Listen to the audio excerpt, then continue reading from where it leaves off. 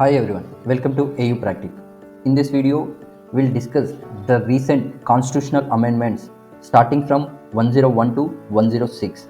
Before jumping into the topic, we will briefly understand the constitutional articles relating to amendments and the majority types needed for amending the constitution.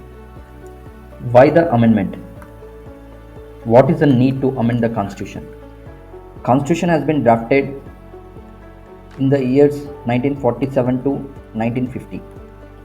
So, the Constitutional Drafting Commission has considered the economic and political scenario of that time.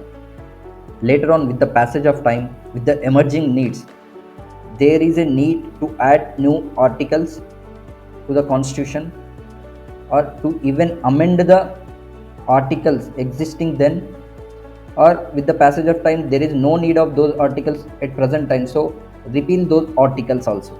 So this is the need for amendment of the constitution. Either it may be adding new articles or amending the existing articles or deletion of the articles. We'll see the majorities required for amending the constitution.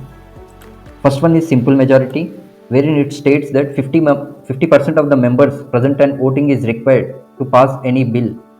The second one is special majority, which says 50% of the total members of the house is required to pass any bill and 2/3 of the members of the present and voting is required.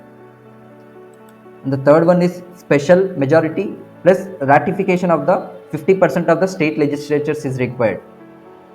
So these are the three major types of majority required to pass any bills. For an example, we'll see the total house capacity is 400. Total house capacity is 400. Out of that, 100 are absent and present in the house is 300. So for simple majority, we required 50% of the members present and voting. So present and voting is 300. So out of that, if 150 members are voting in favor of the bill, then the bill is considered as passed in that house. Similarly, in the second case, for special majority, it is 50% of the total members.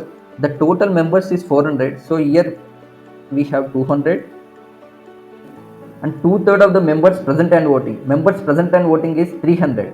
So out of 300, we should have 2/3 of the people. So this is also coming to 200. So here the members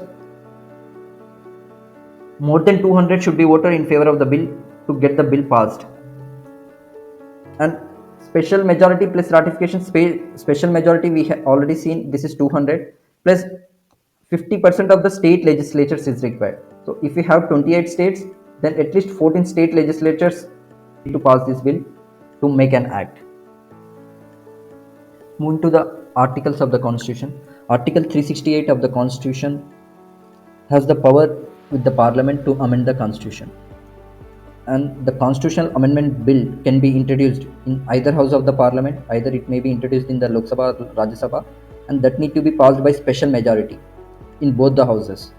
And thereafter it will be sent to the president for assent to become an act. And wherever there is requirement of state ratification, state legislatures ratification, that will be sent to the state legislatures for approving those bills. If at least 50% of the states approves this bill, then later on it will be sent to the president or assent wherever it is required for state legislatures approval. The 101st Amendment Act is relating to GST, Goods and Service Tax Act. New article has been introduced in the Constitution for enabling both Parliament as well as state legislatures to levy the GST, Goods and Service Tax, on the supply of goods and services. Article 246, the power of the Parliament and state legislatures to make laws, wherein we have three lists. One is union list, second is state list, and third one is concurrent list. For the subjects mentioned in the union list, union government has the power, Parliament has the power to make laws. For the matters mentioned in the state list, it is the state legislature which has exclusive power to make the laws. And for the matters mentioned in the concurrent list, on priority, Parliament has the power to make laws, as well as state legislatures as also have the power to make laws for the matters mentioned in the concurrent list. Why the constitutional amendment is needed for introduction of GST? To brief, GST is an indirect tax. Before introduction of GST, at the central level we have excise, customs duty. This is not the basic custom duty which is continuing currently also, but this is countervailing duty, CVD. And at state level we have VAT, value added tax on sales, and for interstate trades we have CST, central sales tax. Though the power to levy CST is with the central government, but collection authority has been given to state governments. So all these taxes has been subsumed with the introduction of GST. So the power to levy taxes is with Parliament as well as state governments with respect to different taxes, and to provide combinedly both Parliament and state legislatures on single event on supply of goods and service tax, the new article has been introduced. One more major tax which is levied by central government before introduction of GST is the service tax, which is on the provision of services. This is also subsumed in the GST. Further, new article 279A has also been introduced in 101st Amendment Act, which is pertaining to Goods and Service Tax Council.